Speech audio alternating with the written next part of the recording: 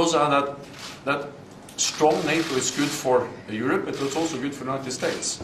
The US military presence in Europe helps to protect Europe, but it also helps the United States to project power to the Middle East, to Africa, and I think also that the military cloud of Europe, the economic cloud, the political cloud, also is helpful dealing with Russia, and we look forward to the meeting we're going to have with President Putin, and I think that leaders are also looking forward to your thoughts about the meeting with President Putin later on.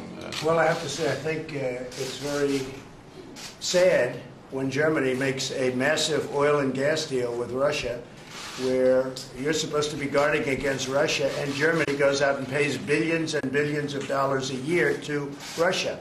So we're protecting Germany, we're protecting France, we're protecting all of these countries, and then numerous of the countries go out and make a pipeline deal with Russia, where they're paying billions of dollars into the coffers of Russia.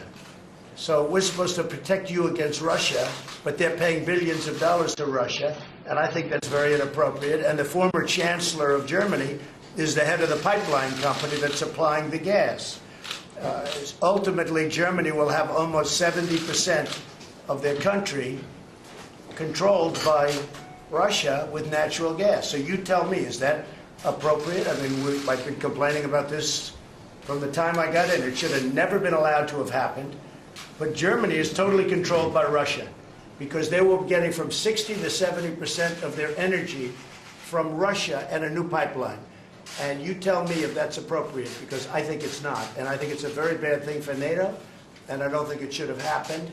And I think we have to talk to Germany about it. On top of that, Germany is just paying a little bit over 1%, whereas the United States, in actual numbers, is paying 4.2% of a much larger GDP. So I think that's inappropriate also. You know, we're protecting Germany, we're protecting France, we're protecting everybody, and yet we're paying a lot of money to protect. Now, this has been going on for decades. I think it goes without saying that the world was a safer place under the Trump administration than it is currently under the Biden administration. We didn't see Russia invade Ukraine under Trump, we saw it under Biden. We didn't see this whole Israeli-Palestinian flare-up under Trump, we saw it under Biden.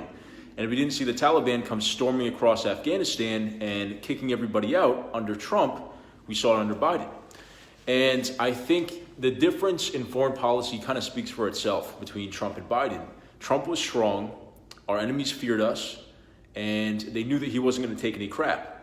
Also, our allies and our trading partners, they knew that we weren't going to settle for less. We weren't going to be taken advantage of under Trump. Trump wasn't going to stand for it, and he didn't. Biden is borderline a non-entity when it comes to foreign policy strength. He has overseen several disasters. He just doesn't exude any kind of strength when it comes to this stuff, and it's a major problem. We need to make sure that American foreign policy is protected under a strong leader, and the world knows that we are strong. Joe Biden is the antithesis of that, and this is having major ripple effects across our economy and our safety in the world. So anyway, let me know what you guys thought of this clip in the comments, and thank you for watching.